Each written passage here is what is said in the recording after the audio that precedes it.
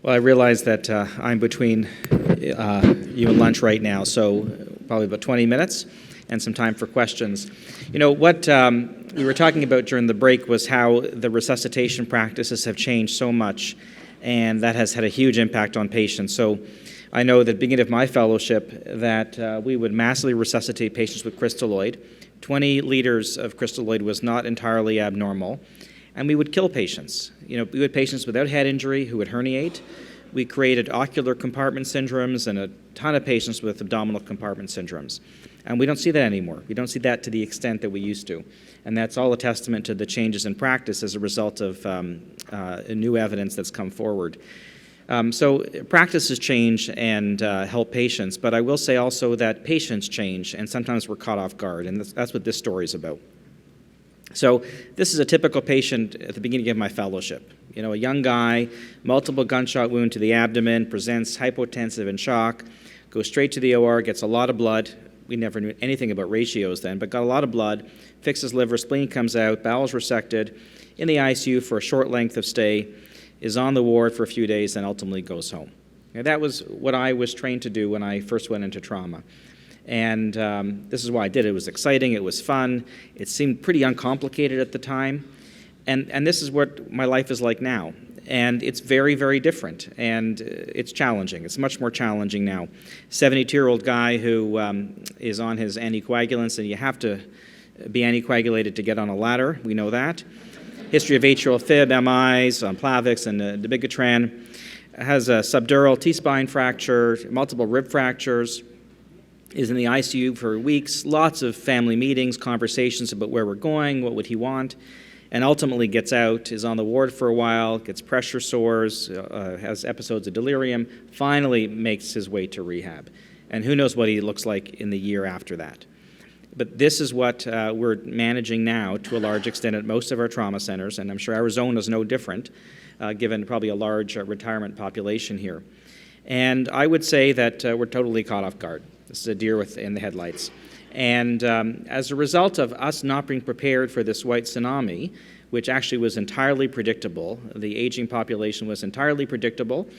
The numbers were evident probably as early as 20, 30 years ago. We knew there was going to be a white tsunami with many elderly. What we didn't anticipate is how long they were going to live. And that's why we are confronted with what we're confronted with right now.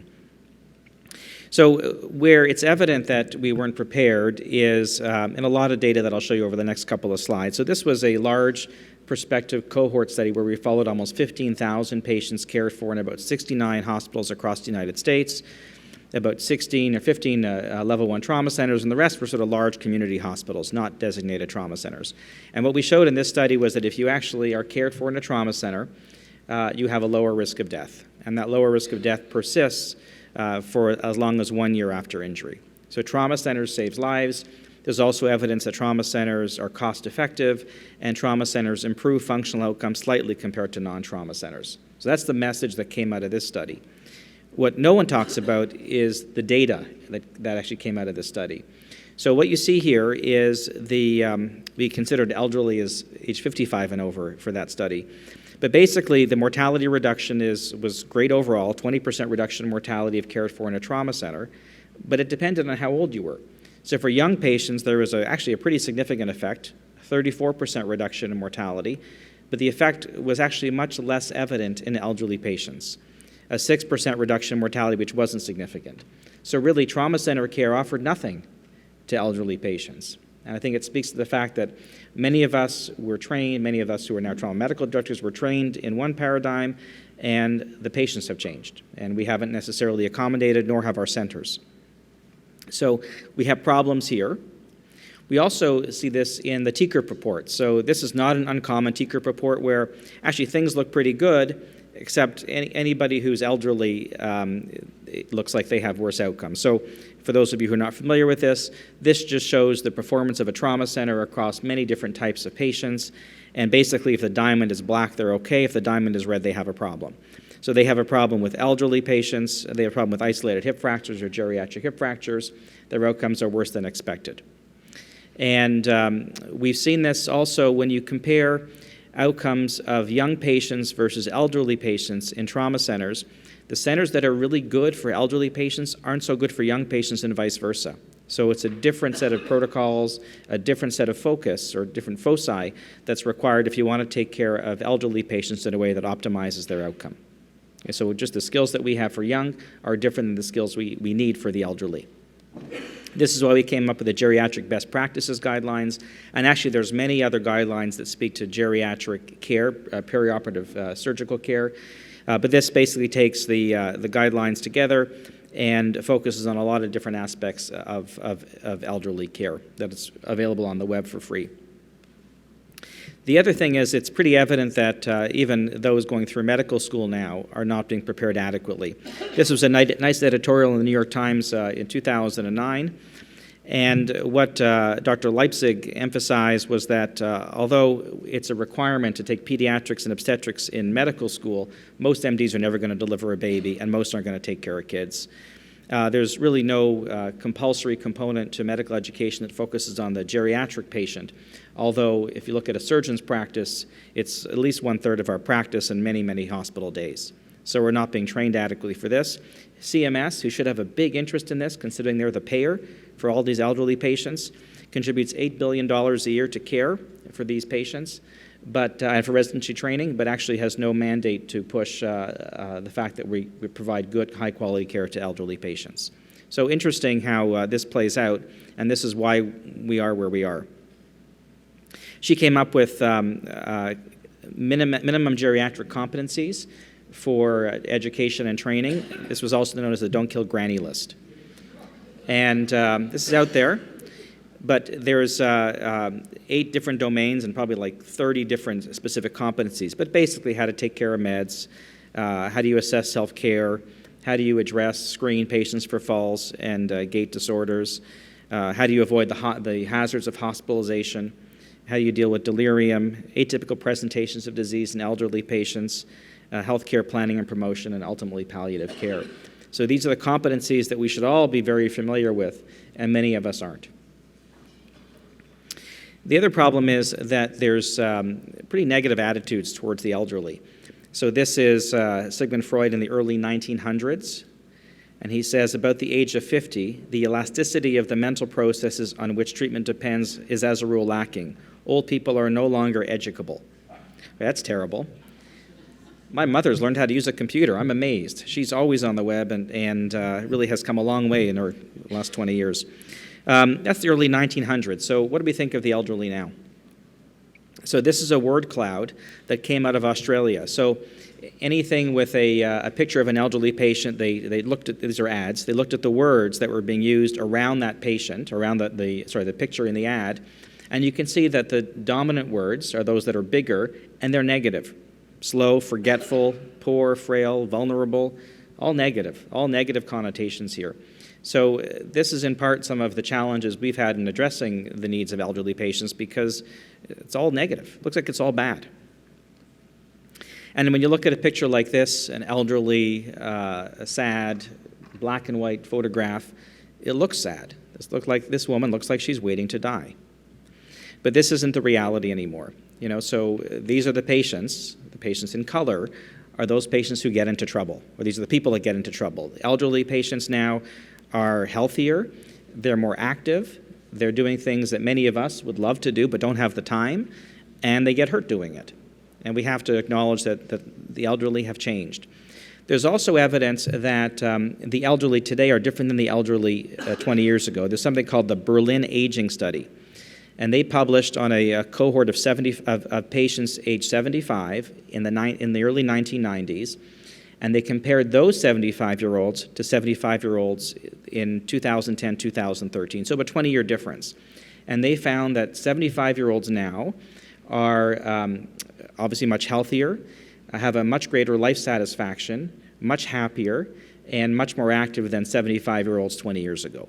So we have to forget those old biases that we have and provide the highest level of care we can to these patients. So how do we meet the challenge to care for these patients?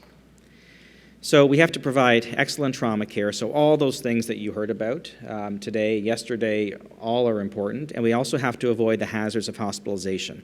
Being in hospital is a very bad thing for these patients. They get deconditioned very quickly. Aspiration events are frequent.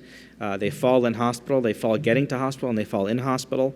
Delirium and complications of delirium, prolonged length of stay, and are associated with a higher risk of death.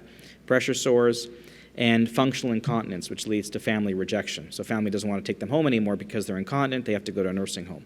All of these things take a patient who might be functional, at home, happy, who now needs a nursing home, okay, or dies. So there are things we need to avoid. So how do we make a difference? First of all, we have to improve access to care, and I'll show you some evidence where there are clearly challenges with providing access to trauma-centered care for the elderly. We have to change the threshold for trauma team activation so they get the right care at the right time. Prompt evaluation and early intervention. Early intervention is important. I said earlier that no one really benefits from waiting for anything. Well, there's no benefit for elderly patients to wait for an operation. Early multidisciplinary care where we're bringing the expertise to the patients. And lastly, acknowledging the preferences at the end of life is important. So this is a study that we did in Ontario. So Ontario is a province of 13 million people. It's twice the size of Texas. We have 9 trauma centers, and we looked at access to trauma center care based on age. And what you see here is that each one of those is an odds ratio or an estimate of the probability of getting to a trauma center. What you see here, as age gets higher, there's a much lesser probability of getting to a trauma center, and this is adjusting for injuries and all sorts of other things. So elderly patients, the same injuries, are less likely to access a trauma center. So why is that?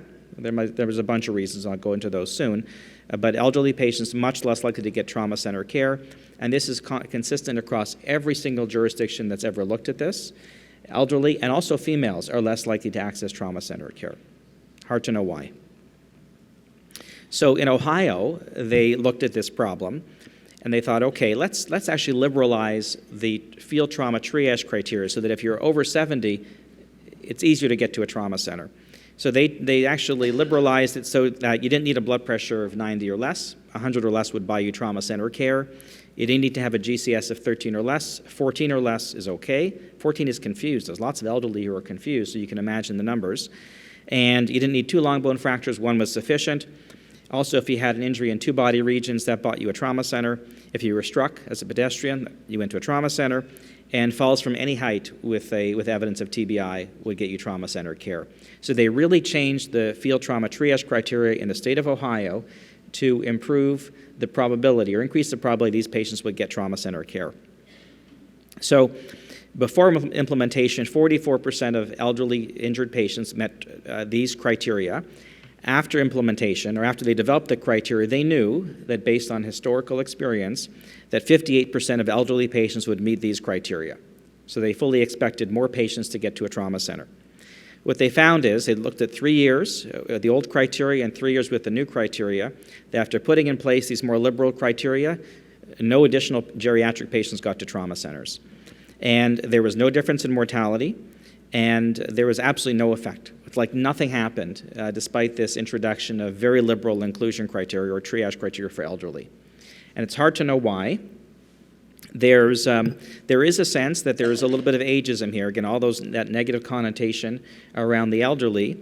It's possible EMS feels they're not going to benefit from trauma center care. EMS is getting a hard time today for a variety of reasons.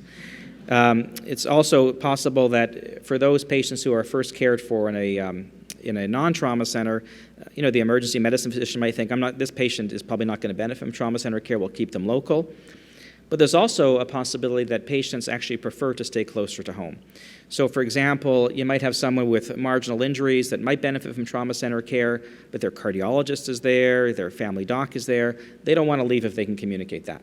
So they may want to stay home, stay local. There's also the possibility that families want them to stay local, that there's evidence that actually elderly patients will take advantage of their local community and accept a slightly higher mortality rate for medical care than being transferred far from home. So it's hard to know where this is coming from, but it's happening. So the other issue is that, okay, once they get to a trauma center, we tend to under-triage these patients. So these patients are less likely to have the entire trauma team assessing the patient.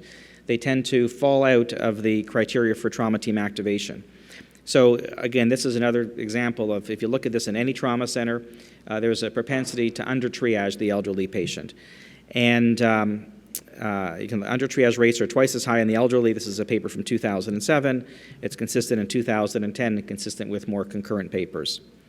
And it's possible that the criteria aren't good enough. It's possible that normal vital signs in the elderly prevent us from identifying a sick patient. So they might, a blood pressure of 100, 110 might be hypotensive for them. Well, that might not trigger our own trauma triage or trauma activation criteria. We might dismiss confusion, not a head injury, they're just normally confused.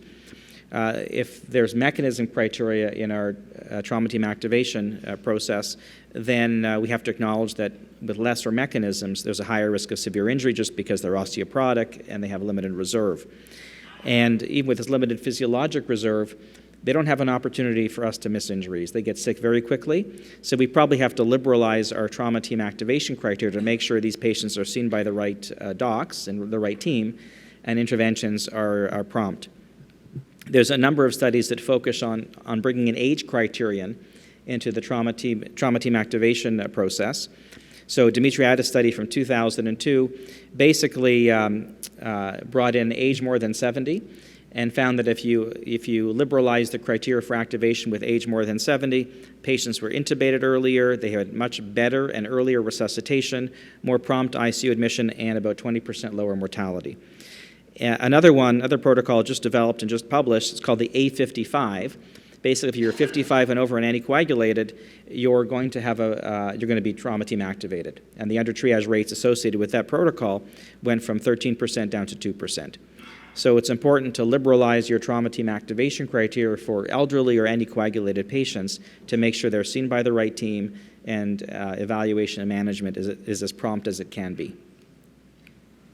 Next is the right intervention at the right time.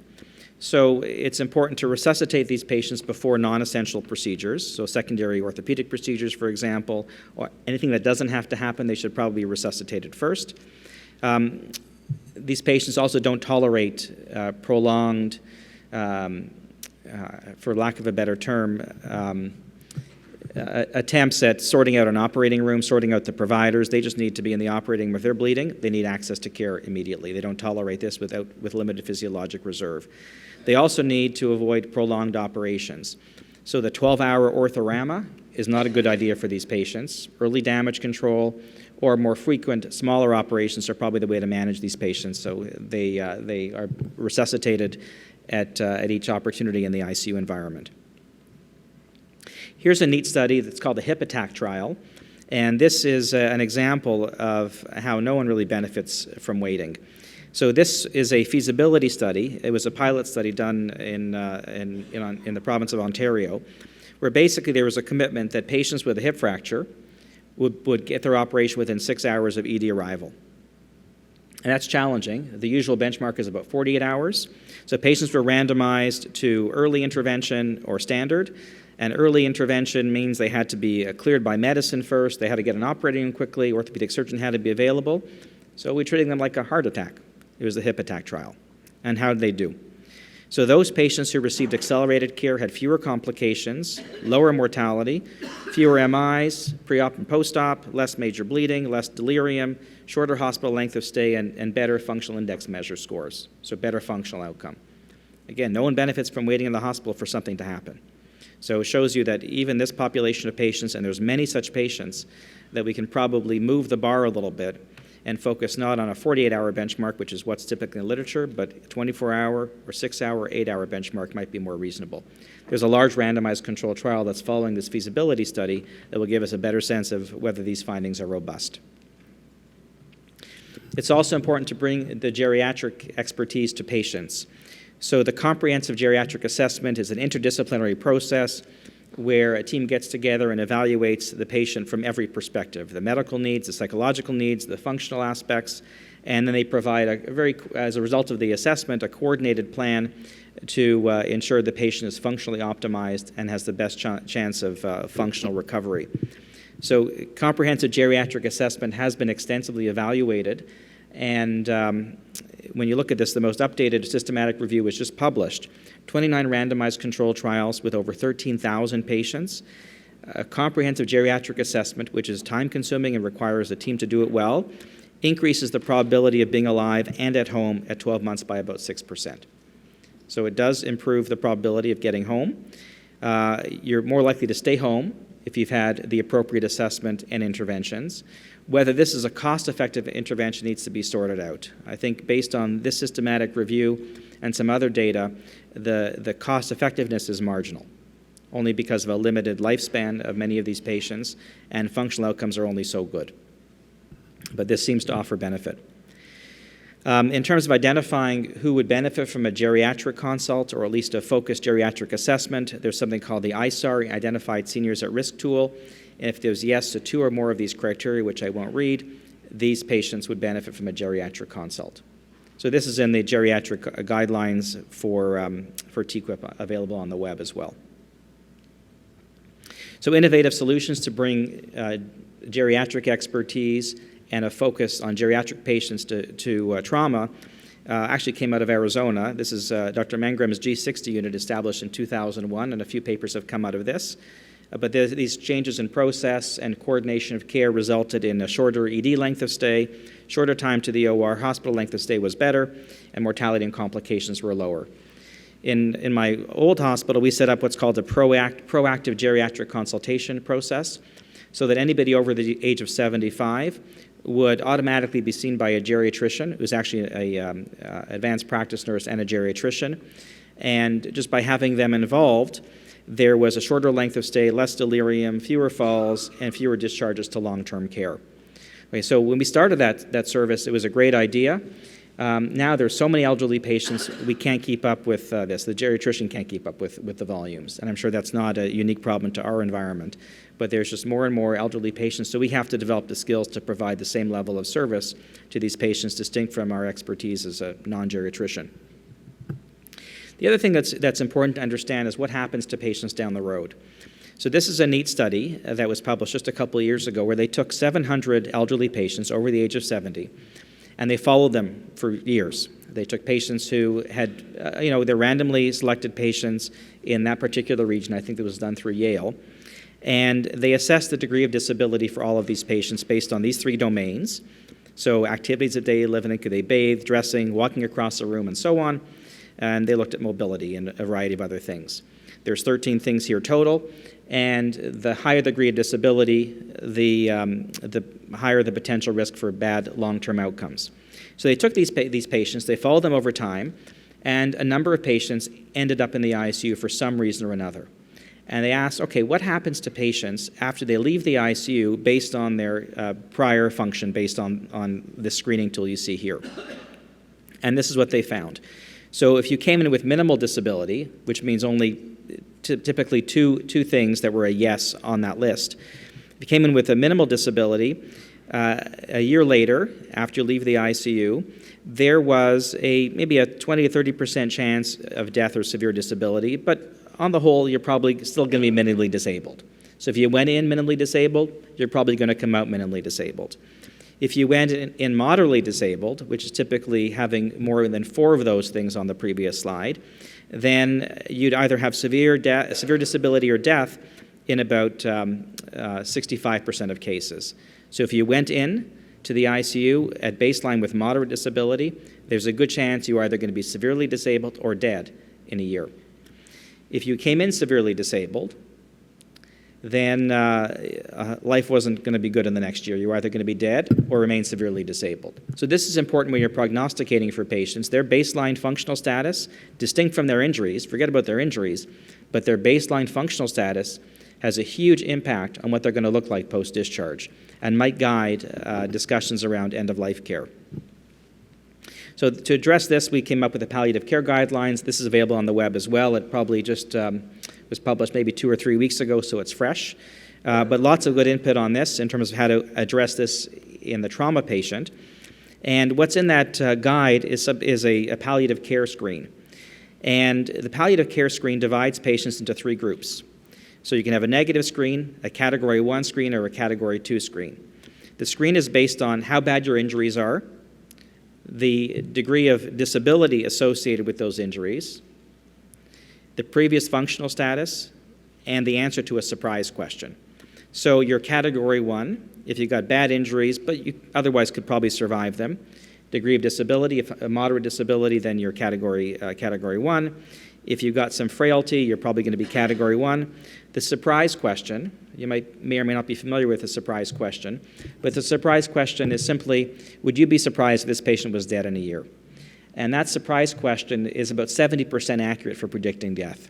So if you just look at the patient, you get the gestalt feeling about the patient based on what they look like and their premorbid functional status, you're going to be about 70% right. So if you're not really sure, then you're Category 1. Category 2 patients are those with very bad injuries that are typically disabling, who have chronic significant injuries, who are frail. And we really push the 5-point frail scale for this purpose to assess the degree of frailty. For those who don't know, the 5-point frail scale, it's basically frail, the word frail. F is fatigue, resistance, which is the ability to walk one flight of stairs. Can you ambulate one block, is the A. I is illness, you have more than 5 comorbidities, and L is loss of weight of more than 5%. It's the 5-point frail scale. 3 or more is considered frail. It's a very simple screen. So we divide patients into their Category 1 or Category 2. Patients with a negative screen just get routine care. Category 1 or Category 2 require some planning around goals of care and end-of-life care. So Category 1, we're emphasizing the importance of having an advanced care plan, having goals of care conversations, discussing code status. The expectations are that this is done within 3 days of admission for optimal care. You'd obviously take care of the patient, take care of pain, but the care plan options might include time-limited trials where we say, and the family agrees, that we're not quite sure whether grandmom's going to survive. Let's give her a few days on the ventilator and see which way things turn. You might also want to get your palliative care team involved with those patients. For Category 2, who have terrible injuries, who premorbid, are very frail, who have disabling injuries, then the goals of a care conversation are probably going to focus on do not resuscitate, maybe withdrawal of life-sustaining therapy, discussions about transition of care, or hospice. So the tool is actually pretty good for screening your patients and then speaking to which conversations you should be having with the patients and their family and when these should be happening. So this is, again, what we call a palliative care bundle. So I realize lunchtime soon. So a couple of final points. Just remember to keep ageism in check. We're all going to be old. If we're not old, we're going to be dead. So we're all going to be one of those 2 bad outcomes. And it's not so bad to be old anymore. Elderly patients are happier, they're healthier, they're active.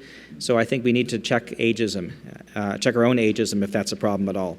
Improve access to care either at the level of pre-hospital care through at least assessing our pre-hospital field trauma triage criteria to make sure they account for some of the differences of the needs of the elderly patient, and probably audit them to make sure that our practices are aligned with those criteria, because that seems to be the biggest challenge.